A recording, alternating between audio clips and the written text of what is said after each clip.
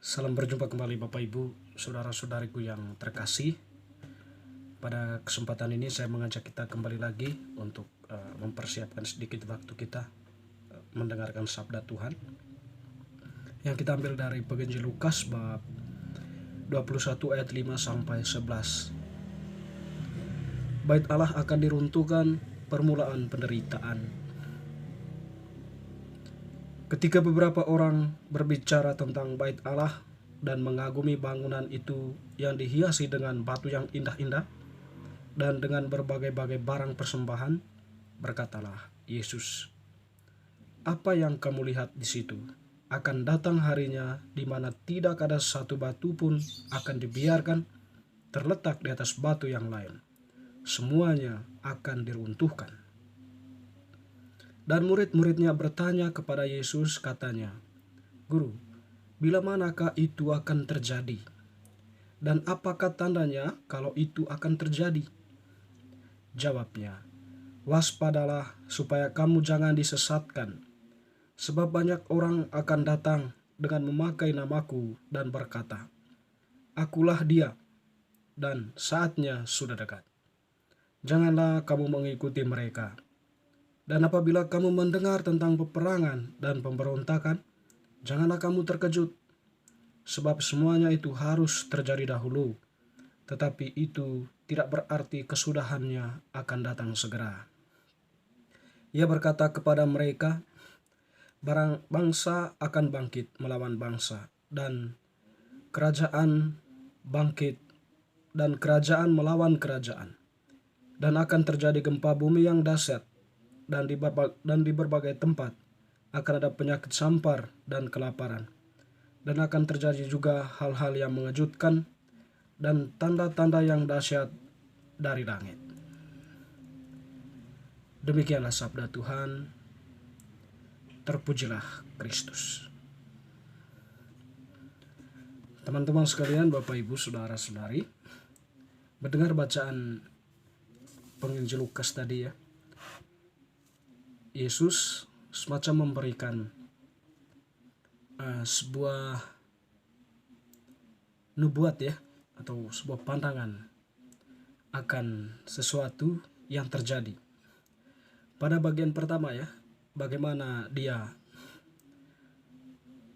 melihat bait Allah yang akan terjadi di masa depan. Pada saat ini orang tadi memuji-muji kemegahan bait Allah itu ya, mengaguminya karena penampakannya yang dihiasi dengan batu yang indah-indah dan dengan berbagai-bagai barang persembahan. Suatu pandangan yang mengagumi ya, dan mengagumkan ya. Dan tentunya mereka berpikir bahwa kemegahan itu akan terus terjadi. Tetapi bagi Yesus akan ada saatnya kemegahan itu akan hancur dan tidak ada satupun batu-batu yang melekat atau terletak di atas batu yang lain. Semuanya akan diruntuhkan. Kapan itu terjadi? Kalau kita kembali kepada sejarah perjalanan kerajaan Israel ya. Nabi-nabi diutus oleh Allah untuk pergi kepada pemimpin-pemimpin kerajaan Israel pada waktu itu ya, untuk menyuarakan kebenaran atau apa yang menjadi kehendak Allah untuk dilakukan sang pemimpin. Tetapi ya, banyak pemimpin raja-raja itu ya, yang memimpin kerajaan Israel itu yang tidak mau mendengarkan, dan bahkan mereka pun menyimpang ya dari itu, menyimpang dari janji mereka atau menyimpang dari kehendak Allah. Banyak yang menyembah berhala dan mengikuti cara-cara atau pola-pola bangsa asing ya, sehingga mereka melupakan Allah. Dan tentunya hal itu yang membuat mereka kehilangan orientasi dan jatuh di dalam godaan, dan pada akhirnya ya mereka kalah dalam perang, lalu dibawa ke pembuangan, menjadi bangsa yang menjadi bangsa yang dijajah lagi ya. Tentu di sini bait Allah yang mereka kagumi ya dihancurkan.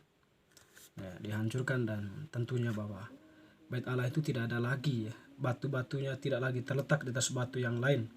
Semuanya diruntuhkan. Tapi Bapak Ibu Saudara-saudari, setidaknya di sini Yesus mau memberikan gambaran bahwa kejahatan itu memang merusak keanggunan ya, merusak kesucian, merusak kemegahan. Diri kita yang kudus ya, diri kita yang mulia, yang dari sananya dibentuk oleh Allah sedemikian rupa. Semuanya itu ya telah tercemar oleh berbagai bentuk intervensi kejahatan ya. Ada banyak kebijaksanaan, kenikmatan-kenikmatan dunia ini yang membuat kita terkecoh dan jatuh di dalam jebakannya. Kekuasaan biasa saja meruntuhkan kesucian kita untuk menampilkan diri sebagai pribadi yang jujur, pribadi yang adil ya, pribadi yang konsisten, transparan ya. Ketika kekuasaan itu ditawarkan, tentu kita akan terjebak ya, dan membelot ya. Bisa jadi ya, ada fakta yang demikian. Ataupun juga ketika ada tawaran-tawaran kedudukan tertentu atau tawaran-tawaran lain ya. Atau juga ada ambisi dalam diri kita untuk menguasai yang lain. Ataupun dalam hal-hal kecil menggosipkan yang lain, membicarakan kelemahan orang lain, lalu bertindak tidak jujur, menyingkirkan yang lain.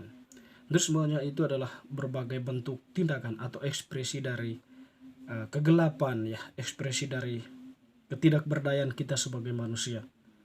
Atau singkat kata bahwa kita terjebak dalam obsesi kejahatan ya. Tentu di situ orientasi kita menjadi pribadi-pribadi yang dipercayakan oleh Allah membangun kehidupan itu lebih baik ya, kehilangan arahnya. Dan teman-teman saudara-saudari, bagaimana Yesus atau kita sebagai pribadi memetik pesan dari bacaan hari ini. Benarnya bacaan hari ini ya mengajak kita untuk menjaga tubuh kita ini, diri kita yang kudus, megah ini ya. Ya dengan kebaikan-kebaikan. Tuhan mengajarkan banyak kebaikan ya. Secara khusus ya hukum kasih, mengasihi Allah dan mengasihi sesama. Mengasihi Allah tentu terekspresi dalam tindakan kita ya, perbuatan kita. Jadilah pemimpin yang baik. Jadilah pribadi-pribadi yang baik. Seorang yang sungguh-sungguh menampilkan nilai-nilai kehidupan di sana. Sungguh menampilkan nilai kejujuran, keadilan, dan sebagainya. Itu ekspresi dari kita mengasihi Allah. Mengasihi sesama juga terekspresi dalam tindakan kita ya, membantu yang miskin, yang menderita karena bencana alam dan bencana-bencana lainnya, memang sangat membutuhkan bantuan kita. Di sanalah kita memaknai hidup kita ini, kemegahan diri kita itu dengan membantu sesama. Dengan demikian ya, mengasihi Allah dan mengasihi sesama itu berjalan bersama, dan nilai kemanusiaan itu pun ya bisa terungkap. Nilai keadilan, kejujuran juga di sana terungkap bahwa kita ini sungguh-sungguh adalah pribadi-pribadi yang megah, yang agung. Dan itu takkan terambil dari diri kita, takkan ada seorang pun yang meruntuhkannya ketika kita tetap bertahan di dalamnya. Semoga bacaan hari ini meneguhkan iman kita.